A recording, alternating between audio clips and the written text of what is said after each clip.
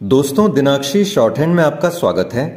अगर आप चैनल पर नए हैं तो चैनल को सब्सक्राइब करें और बेल आइकन जरूर दबाएं। इस डिक्टेशन की एडवांस आउटलाइंस और वाक्यांश आप हमारे पेड बैच से प्राप्त कर सकते हैं। हमारे पेड बैच में आपको प्रतिदिन सभी डिक्टेशंस की एडवांस आउटलाइंस और वाक्यांश दिए जाते हैं और कुछ ऐसी डिक्टेशंस जो केवल पेड मेंबर्स को ही प्राप्त होती हैं। हमारे पेड बैच को ज्वाइन करने के लिए और बैच के बारे में संपूर्ण जानकारी प्राप्त करने के लिए आप डिस्क्रिप्शन बॉक्स में दिए गए मोबाइल नंबर पर व्हाट्सएप कर सकते हैं।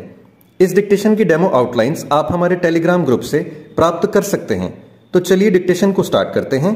डिक्टेशन 5 सेकंड बाद स्टार्ट होगी।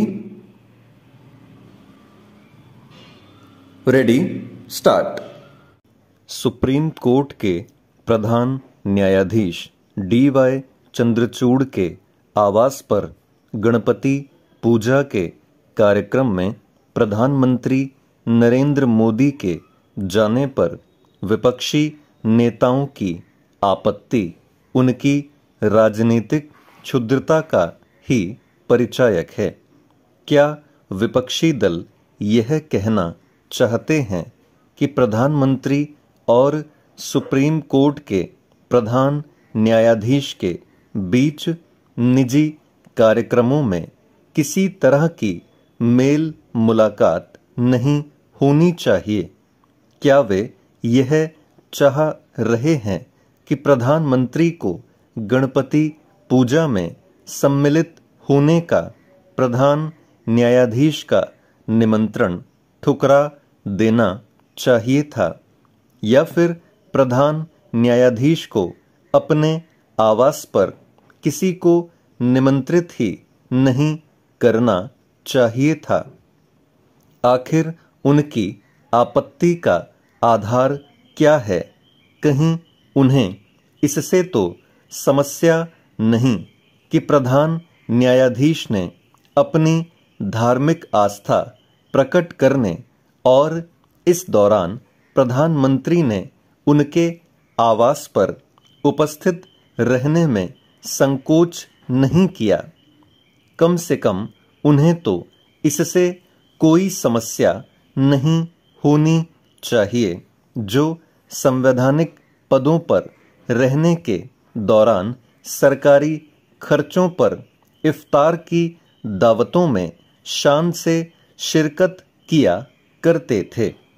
यह विडंबना ही है कि प्रधान न्यायाधीश और प्रधानमंत्री के एक साथ दिखने का विरोध वे भी कर रहे हैं जो नेता प्रतिपक्ष राहुल गांधी की घनघोर भारत विरोधी अमेरिकी सांसद इल्हान उमर से मुलाकात को सामान्य बताने के लिए एड़ी चोटी का जोर लगाए हुए हैं और तरह तरह के कुतर्क दे रहे हैं।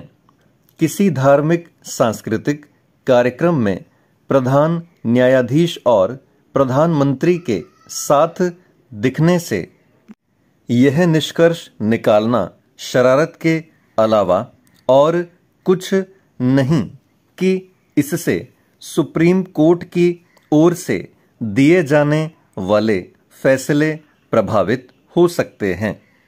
इस हिसाब से तो न्यायाधीशों को अपने को आवास और न्यायालय तक ही सीमित कर लेना चाहिए, क्योंकि कहीं पर भी कोई नेता उनसे टकरा सकता है। इसकी अनदेखी नहीं की जानी चाहिए कि मौजूदा व्यवस्था में सुप्रीम कोर्ट के प्रधान न्यायाधीश की नियुक्ति में सरकार की कोई भूमिका नहीं होती, जबकि अतीत में होती थी, और यह किसी से छिपा नहीं कि उस दौरान किस तरह प्रधानमंत्री के चहेते हाई कोर्ट और सुप्रीम कोर्ट के प्रधान न्यायाधीश बनाए गए।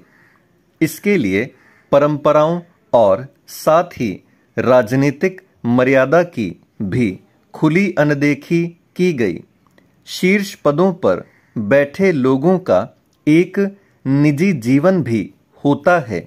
इस अपेक्षा का कोई मतलब नहीं कि ऐसे लोगों के पद की गरिमा तभी बनी रहेगी जब वे केवल आधिकारिक कार्यक्रमों में ही एक दूसरे से मेल मुलाकात करेंगे, क्योंकि फिर तो उनका एक दूसरे के सुख दुख में शामिल होना ही निषेध हो जाएगा। स्टॉप।